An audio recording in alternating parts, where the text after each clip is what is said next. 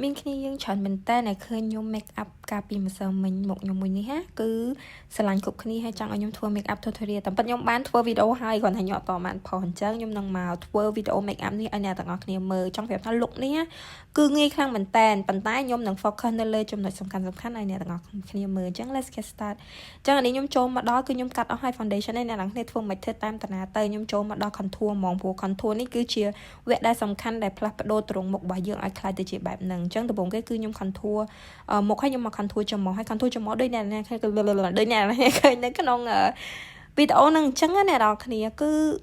អ្នកនេះ contour តាមខ្ញុំមកព្រោះដោយសារខ្ញុំក៏មិនដឹងប្រាប់អ្នកនរគ្នាមិនដែរមើលឲ្យធ្វើតាមទៅបន្ទាប់ពី contour ហើយគឺខ្ញុំចូលមកដល់ blush អ្នកទាំងអស់គ្នា blush គឺខ្ញុំប្រើពណ៌កាឈូកខ្ចីមែនតើហើយខ្ញុំប្រើវានៅក្រោមភ្នែករបស់ខ្ញុំនៅលើទំនងអត់ដល់ទំនងថ្ពាល់ទេអ្នកទាំងអស់គ្នាពីព្រោះខ្ញុំចង់ឲ្យមុខរបស់ខ្ញុំមើលមកពេញព្រោះដោយសារមុខចង់ផាត់ឲ្យក្មេងតផាត់ blush ពណ៌ស្រាលៗហើយយើងផាត់នៅលើ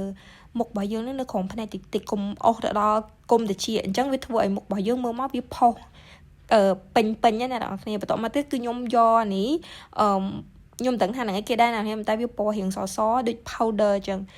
វាស្រៀង color ភ្នែកតិចតែហ្នឹងមិនមែន color ភ្នែកហ្មងឯអ្នកនរគ្នាអញ្ចឹងខ្ញុំយកហ្នឹងមកតបនៅក្រោមភ្នែកខ្ញុំតិចហ្នឹងនិយាយទៅគឺម្ដុំឡើងហ្នឹងនឹងធ្វើឲ្យមុខអ្នកនរផុសឲ្យឃើញក្មេងហើយគឺឃើញថ្លាហ្មងអ្នកនេះឃើញអត់ហើយមើលមកគឺមុខពេញខ្ជូតអញ្ចឹងណាហើយបន្ទាប់មក color ភ្នែកអត់សូវសំខាន់ទេអ្នកនរគ្នាខ្ញុំប្រើពណ៌ nude ហើយបែក peach បន្តិចខ្ញុំប្រើតែមកពណ៌នៅក្នុង make up នេះហ៎ព្រោះខ្ញុំអត់ចង់ focus ខ្លាំងទៅលើភ្នែកម៉ានេះអញ្ចឹងខ្ញុំផាត់ទៅលើតំបកភ្នែកខ្ញុំផាត់នៅក្រោមភ្នែកតិចហើយបន្ទាប់មកខ្ញុំដាក់ bling ពណ៌មាសបន្តិចនៅលើភ្នែករបស់ខ្ញុំអញ្ចឹងណាហើយបន្ទាប់មកខ្ញុំពុតរុំភ្នែកហើយសម្រាប់ make up នេះអ្នកទាំងអស់គ្នាខ្ញុំអត់ពាក់រុំភ្នែកទេអូខេមុនដល់នេះខ្ញុំលាបជាមួយនឹងអានេះហើយគេណានៅក្នុងឡើង waterline របស់យើងណាហើយបន្ទាប់មកនេះអ្នកនរវគ្គសំខាន់ហ្មងគឺ eyeliner មួយទៀតគឺខ្ញុំគូបែបនេះអ្នកនរគ្នាងាយអ្នកនរគ្នាធ្វើតាមខ្ញុំទៅតែខ្ញុំអត់ដឹងប្រាប់អ្នកនរគ្នាមិនឲ្យយល់ទេព្រោះ make up នេះគេហៅ poppy make up អ្នកនរគ្នាបែបភ្នែករបៀបមើលទៅរបៀបកូនឆ្កែខ្ជូតភ្នែកធំហើយសម្រាប់ eyeliner ហ្នឹងគឺខ្ញុំគូរៀងក្រាស់បន្តិចប៉ុន្តែក្រាស់តែកតុយទេអ្នកទាំងអស់គ្នាហើយកតុយហ្នឹងយើងគូវារៀងបាសគូតឡើងលើបន្តិចខ្ញុំអត់អស់វែងដូចកាមុនទេខ្ញុំគូក្រាស់ហើយអត់វែងខ្លាំងដូចកាមុនទេណាអ្នកទាំងអស់គ្នាដូចដែលឃើញនៅក្នុងវីដេអូហ្នឹងអញ្ចឹងហើយវារៀងក្រាស់ចុងដល់ពេលទៅវាឃើញភ្នែករបស់យើងកឡក់មើលទៅរៀងបែបកូនឆ្កែផាភីអញ្ចឹងណាអ្នកទាំងអស់គ្នាយ៉ាហើយដូចខ្ញុំនិយាយចឹងអានេះខ្ញុំអត់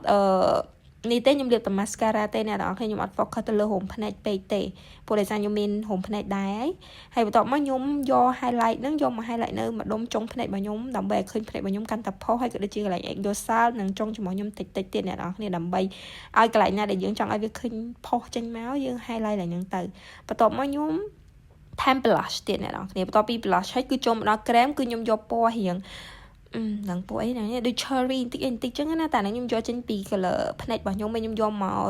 លាបនៅលើមាត់ដូចដែលឃើញចឹងខ្ញុំយកជក់បន្ទាប់មកទៀតគឺខ្ញុំលាប